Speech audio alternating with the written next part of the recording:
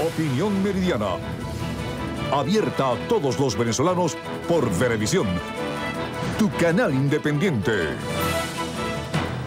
Tal como lo anunciábamos, con nosotros Monseñor Ovidio Pérez Morales, expresidente del Concilio Plenario Venezolano. Un placer tenerle aquí. Bueno, saludo a ti y saludo a toda la audiencia, digamos, que está siguiendo en este día, digamos, tan significativo de Miércoles Santo Nazareno, el Nazareno, con una gran celebración ahí tradicional en Santa Teresa y mucha devoción, que no solamente es una devoción caraqueña como en otro tiempo, sino que hoy es una devoción nacional.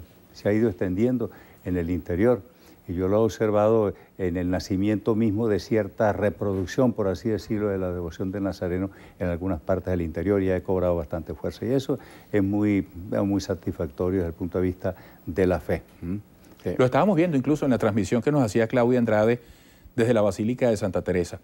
Monseñor, ¿cómo vive el venezolano la Semana Santa en estos tiempos? La importancia de estas manifestaciones de fe, cuando en paralelo, por supuesto, mucha gente tiene en su agenda disfrutar, descansar, ir a otros lugares. Sí, sí, se puede decir, los venezolanos se reparten, ¿no? Y eso cada vez más se nota esto. Hay las manifestaciones de fe en los templos, ya acabas de referirte a eso, no solamente que en Caracas, en el interior, también con algunas devociones de aplicación particular.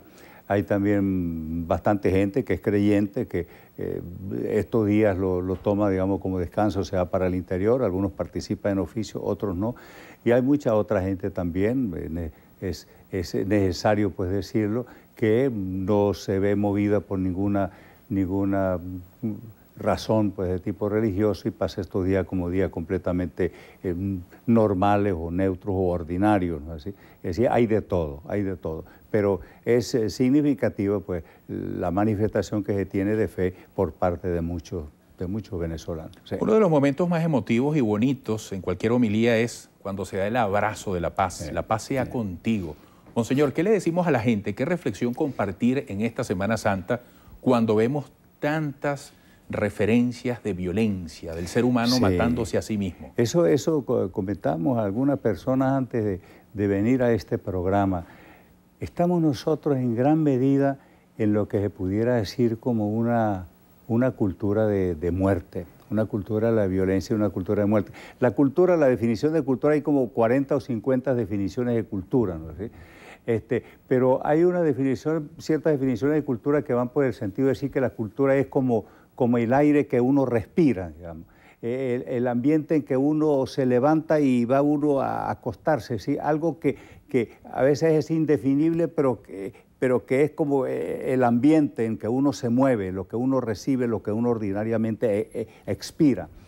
Y cultura de muerte es cuando hay muchas cosas que se van tejiendo y en el cual la violencia se va haciendo como plato ordinario, la muerte se vuelve algo rutinario y es una cosa realmente dolorosa. Mire, cuando uno hace el contraste entre lo que pasa en ciertos lugares donde la violencia tiene manifestaciones ya de tipo de guerra, de conflicto, de beligerante muy, muy fuerte, y lo que sucede en Venezuela.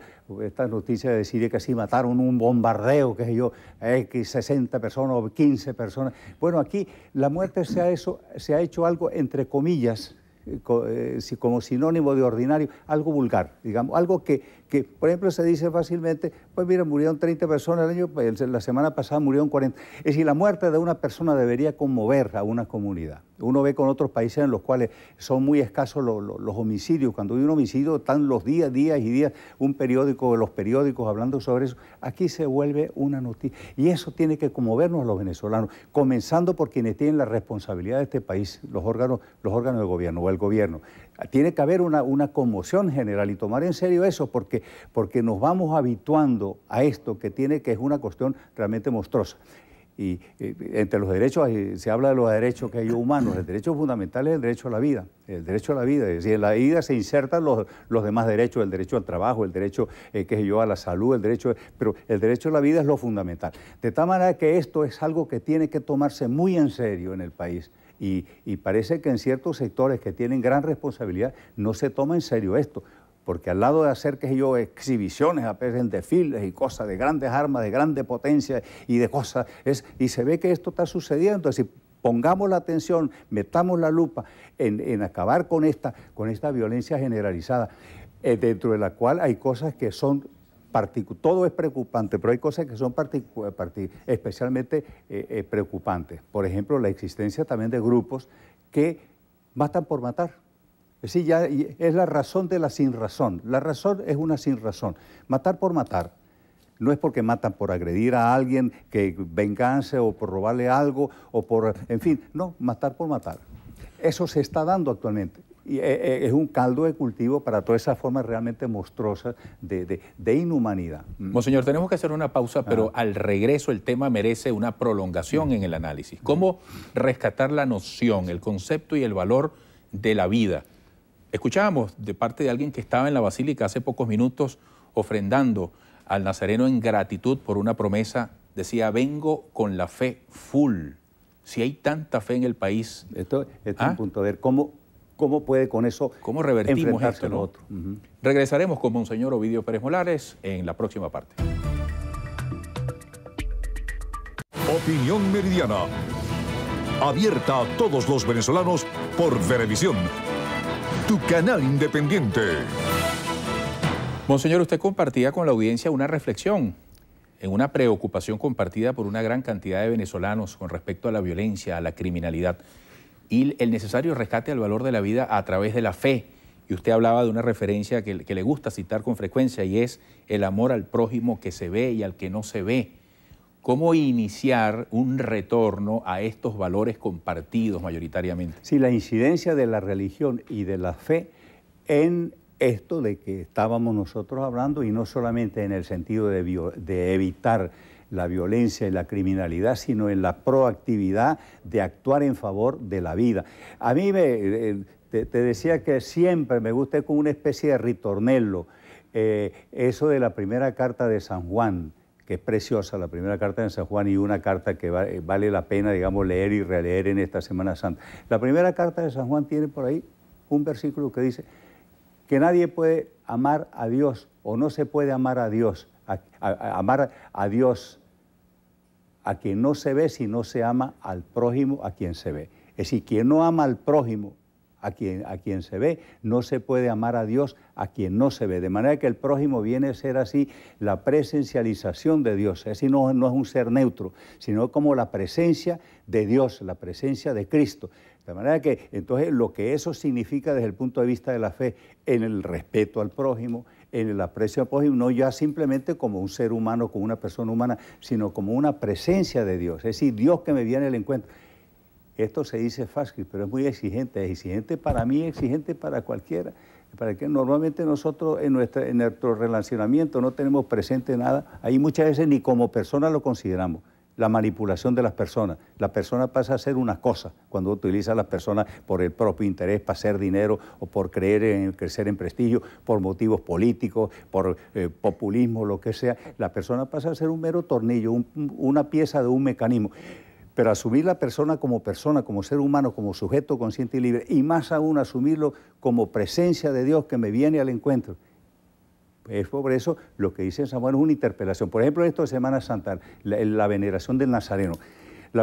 Hay una cosa que dice San Pablo que es importante tenerlo en Semana Santa, y nosotros los cristianos. Cristo resucitado ya no muere más. Está sentado glorioso a la derecha del Padre.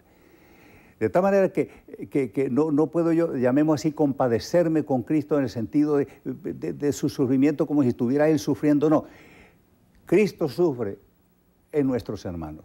Cristo sufre en el enfermo, Cristo sufre y quiere que nosotros lo reconozcamos sufriente en el enfermo, en el preso, en el botado fuera del país, en el excluido, en el marginado. Dios sufre en todo eso, y por eso el Evangelio de San Mateo, que me gusta también mucho repetir, el capítulo 25, versículos 31 al 42, donde Él se pone en la persona del prójimo cuando dice, tuve hambre y no me diste de comer, tuve hambre, el que te estaba juzgando, tuve hambre y no me diste de comer, tuve sed, tuve preso y no me visitaste, tuve enfermo y no te cuidaste de mí. Entonces Él se pone en la persona de Él. De tal manera que una fe verdadera tiene que llevar a un reconocimiento del prójimo y a una solidaridad con Él y a una atención y ternura también con el prójimo, compasión. Compasión quiere decir compadecerse, compadecer. ¿Qué es lo que nos llama el Señor? De tal manera que el culto nazareno tiene que tener presente esos elementos, no quedarse tampoco en una cuestión puramente subjetiva. Mi relación mía con el Señor y punto. No, Dios como que no quiere relacionarse con nosotros considerándonos nosotros solos, sino considerándonos siempre en relación con el otro. Porque Dios es el Dios que nosotros creemos, es decir, los cristianos, que es el mismo Dios en que otros creen. Pero nosotros creemos en el Dios que se nos ha revelado en Cristo y que no es una persona solitaria, perdida por ahí en el universo, sino que es Padre, Hijo y Espíritu. Es como una familia, es comunión, es comunidad, es relación interpersonal. Ese es el Dios en que creemos y que quiere verse reflejado en nuestro sentido de solidaridad con lo más. Dios nos quiere a nosotros como unidos, no uno aquí, otro allá y otro allá. Monseñor, es el momento de resensibilizarnos, de pensar en el otro, de asumirnos como colectivo, ser menos individualistas. Entonces, exactamente. Por ahí va el camino. Por ahí va el camino. Para esta recuperación en el tema de la violencia, del daño al otro. Y mira, hay una expresión que es exacta. Dios no nos quiere a nosotros solos, sino quiere a nosotros que estemos en relación con los demás, unidos a los demás, en solidaridad, en fraternidad. Y por eso Cristo instituyó a su iglesia para que continuase su obra. ¿Y qué es la iglesia? La reunión de los creyentes. Dios no nos salva a nosotros solitos. Dios no nos salva a nosotros como puros individuos, sino que nos salva a nosotros como en comunidad. Y así nos quiere en comunidad. Y fíjense ustedes las repercusiones que esto tiene sobre la concepción cristiana de la sociedad, que no es simplemente un producto un poco por la casualidad, sino que es que Dios nos ha hecho a nosotros para vivir en sociedad, para vivir en común. Por eso cuando el Génesis dice que los hizo a su imagen y semejanza, es que los hizo como Dios es. Dios no es una persona solitaria, Dios es como una familia, Dios Padre, Hijo y Espíritu. Y entonces nos hizo a semejanza suya, es decir, nos hizo para vivir en interrelación, en interrelación, para vivir en sociedad, para vivir en comunidad.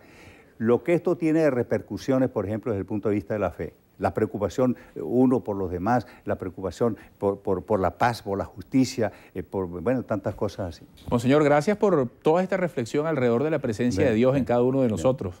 Mucho éxito y que tenga una semana santa profunda. Y un saludo a toda la audiencia y la bendición, sobre todo, Dios nos quiere a todos. Dios nos quiere a todos y quiere, eso sí, que nosotros queramos como Él quiere, ¿no es así? Con un corazón abierto y no un corazón cerrado, un corazón abierto, un corazón respetuoso, comprensivo. ¿Sí? Muchísimas gracias. Hasta pronto. Ovidio Pérez Morales, Monseñor, fue presidente del Concilio Plenario Venezolano.